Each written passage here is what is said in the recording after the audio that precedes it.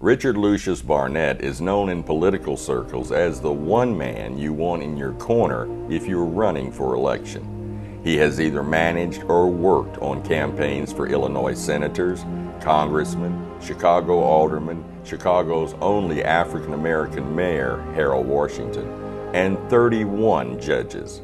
After spending 58 years successfully getting political candidates elected, he truly qualifies for the title Kingmaker. But this soft-spoken 81-year-old Chicago native prefers another title. I'm a community activist.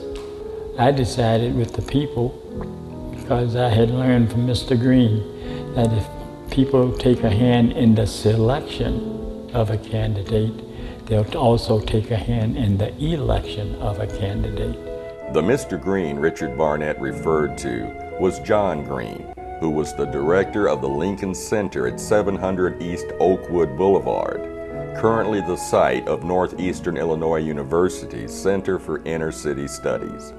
When I grew up there, they had music appreciation, modern dance, ballet, arts and crafts. They had everything.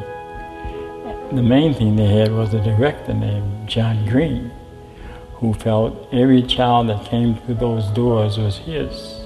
Mr. Green tried to teach all of us that we were junior leaders in training. I don't care what we did. And that was the way we did. We would go out and help people do different things that was in the best interest of the community. And Mr. Green just had an influence on everyone he touched. Mr. Green was my anchor. Mr. Green's influence on Richard Barnett and the lessons in life he taught the young people at Lincoln Center created the foundation for his future.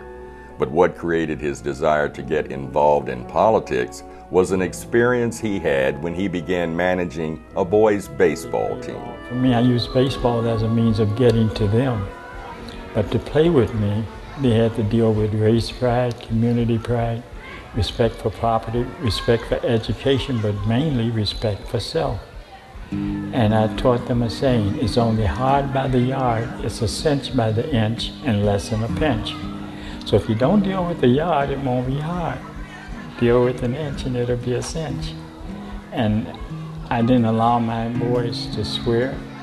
They couldn't drop paper on our way to the game. They couldn't walk on your lawn, because all of those had things to do with our community. And I didn't allow them to argue among themselves.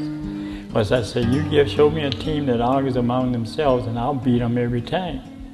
Because if I make an error, when you scream at me, you've taken me out of the game. Because from then on, I'm going to watch you to see when you made your error so I can get back at you. And we weren't going to have that. There's nothing wrong with black boys that black men can't help. Although he worked for the post office full-time, he still made time for the kids in his community. I had the ball team. Down the street from us on 18th and Karloff was Hart, Shafter, and Mark, the makers of Kuppenheimer clothes. So I went by there. They had this huge lot that was a block square behind their factory. So I asked the person there, I says, if we clean that lot and keep it clean, could we play ball on it? He said, sure you can.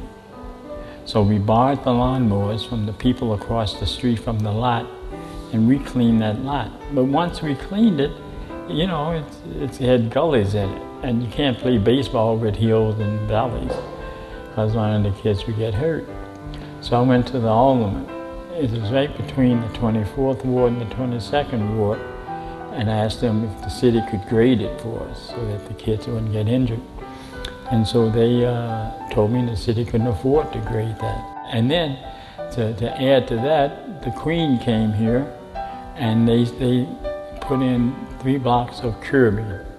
That cost way more than it would have done on Michigan Avenue than it would have cost for them to have graded that field. So that's when I started looking at politics and see they weren't representing us, they were representing someone else. So, you know, you learn a little, you learn a little, you learn a little. Till eventually I learned enough that I started managing campaigns. It took him and his, quote, baseball team years to become proficient at campaigning. His first major move was to create a platform for the people's voice to be heard. So I decided we're going to have a people's convention, just like the Democrats do.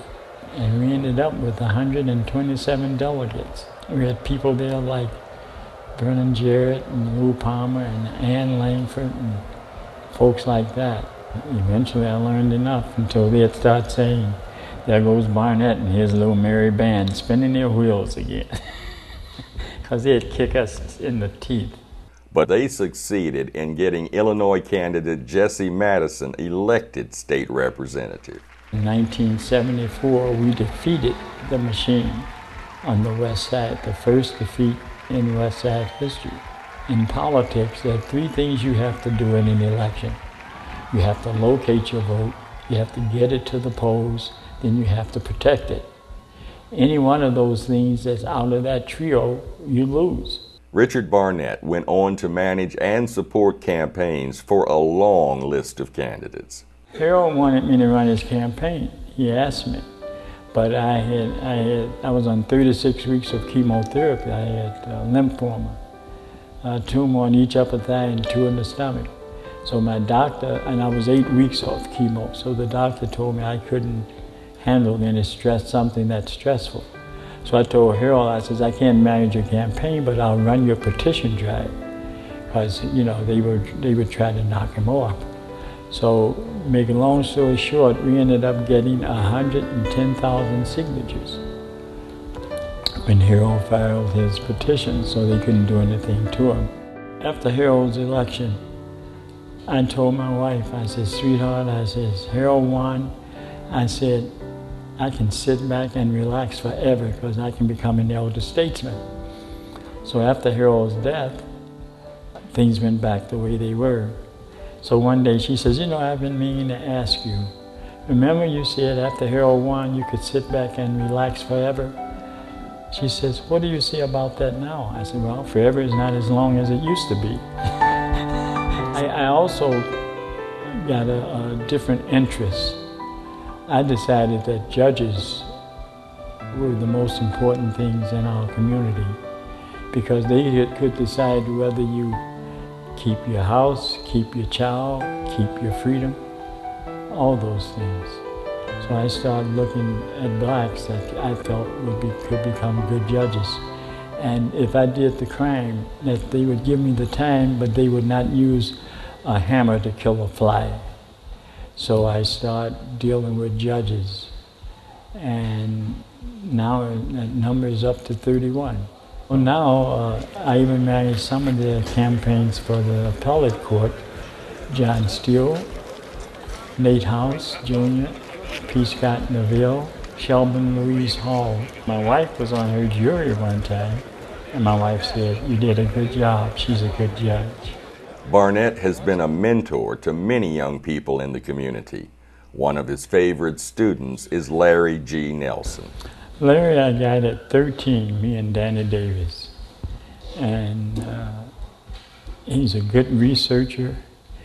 He's got a good political mind, except sometimes he goes a little too far. When Danny got remapped in the 29th Ward, we went over there on North Avenue, or they call that area the Island. It was on Austin, where Phil Rosden lived at. Danny Davis would be scared to go over there in that area up north when he went up to North Avenue. I said, Danny, I know them Italians, it's going up there. He said, I ain't going up there. I said, come on, you got to go meet these people. He said, boy, you crazy. Melvin Dell said, yeah, come on, Dan, let's go. We went up there to the place called Deventer Manor. There was a Walgreens sitting there now on Central and North Avenue. We were in that place, the people were playing bingo. They gave Danny the most very welcome. I've never seen a group of Italians welcome a black man like that in my life.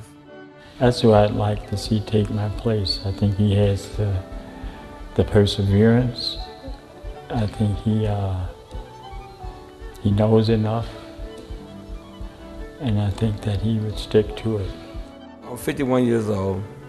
My goal is to make sure our young people have an opportunity to take part of the political process.